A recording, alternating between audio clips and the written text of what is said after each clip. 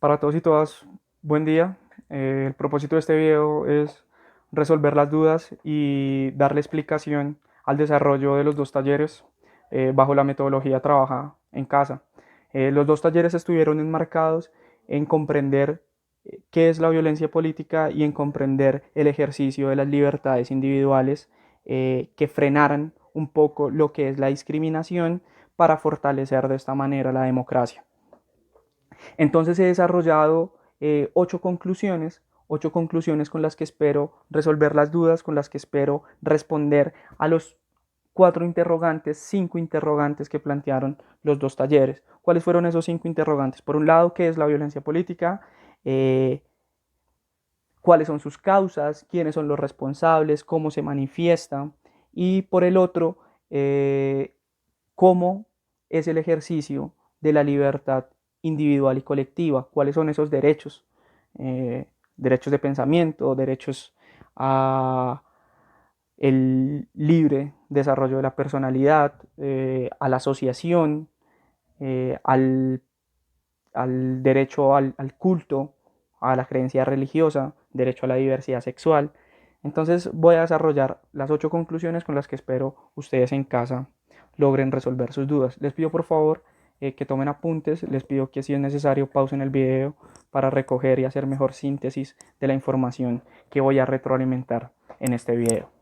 La primera conclusión es que todo acto que atenta contra el ejercicio de los derechos políticos, ya sea individuales o colectivos, debe denominarse como violencia política, ¿sí? Es decir, cuando nosotros pretendemos la eliminación de las diferencias políticas por medio de la violencia, hacemos, valga la redundancia, violencia política. Eh, la segunda conclusión es que nosotros llegamos a esa violencia política porque no hemos sabido entender que la democracia se nutre a partir de la diferencia. Si nosotros no entendemos que la democracia, entre más diversa sea, entre más posturas opuestas se encuentren en una discusión, en un conflicto, y que optemos por la eliminación y no por el diálogo con esta diferencia política, pues vamos a entrar a un periodo de violencia. Es decir, si entendemos la diferencia política como el enemigo que hay que eliminar, pues esto es una expresión de violencia política. Y es una expresión de violencia política porque estamos truncando, es decir, estamos impidiéndole no solamente a los individuos, sino a las colectividades, a las comunidades, que ejerzan su derecho al poder, ¿sí? Su derecho al ejercicio del poder, su derecho al ejercicio de la toma de decisiones.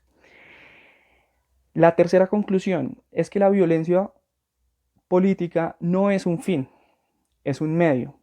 Y para explicar esto, yo quiero que ustedes distingan la violencia en casa, la violencia en el barrio, en las calles, en los parques, en un estadio. Ya, esto es un tipo de violencia, claro, manifestaciones de violencia. Pero nosotros estamos aquí hablando de violencia política, es decir, esa que tiene que ver con el ejercicio del poder, esa que tiene que ver con la toma de decisiones en colectivo, junto a otros. Y la toma de decisiones no se logra eh, cuando todas las personas piensan lo mismo, porque no habría gracia ejercer el poder de esa manera.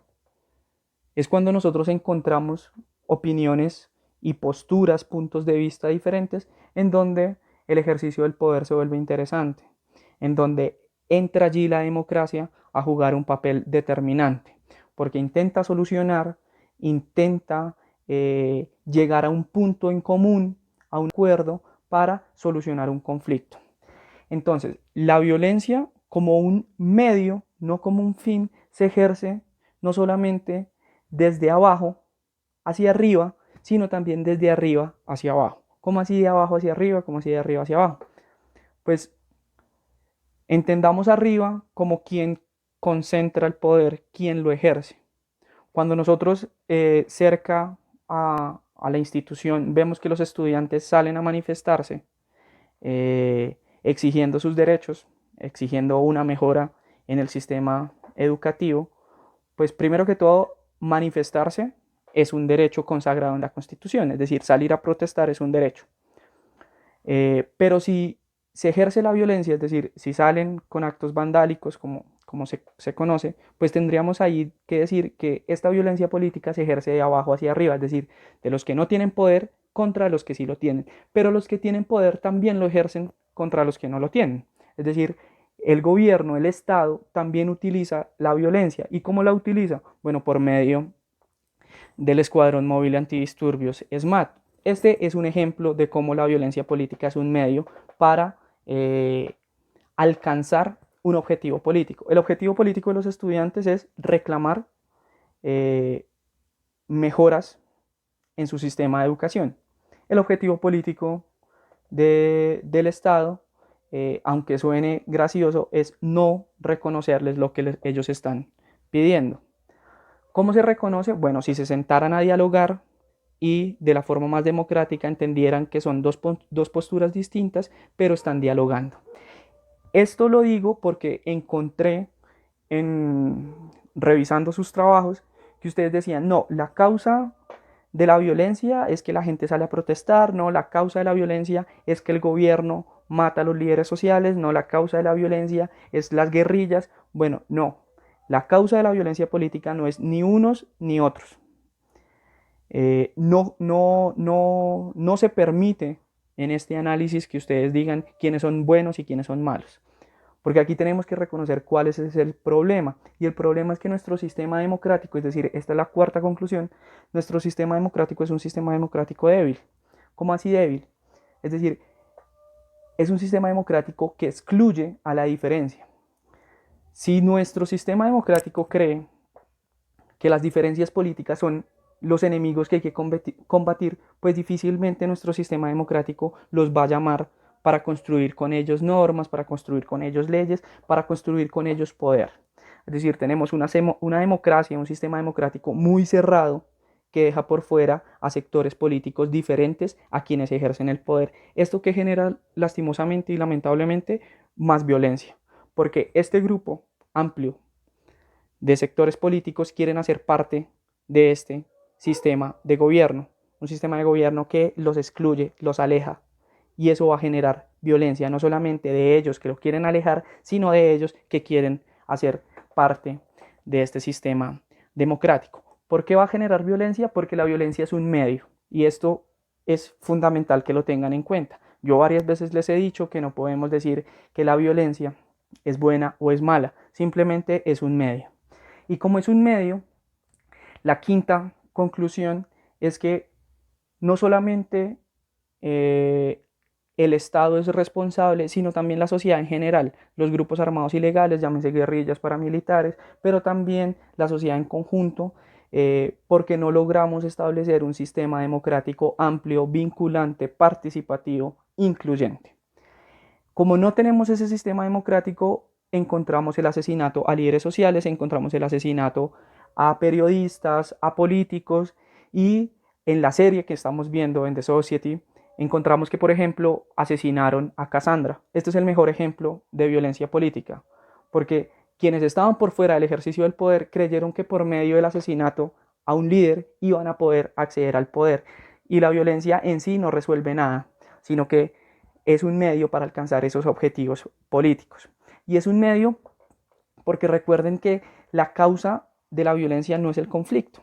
Tenemos el conflicto y el conflicto permite dos cosas. Uno, la violencia, y dos, el acuerdo.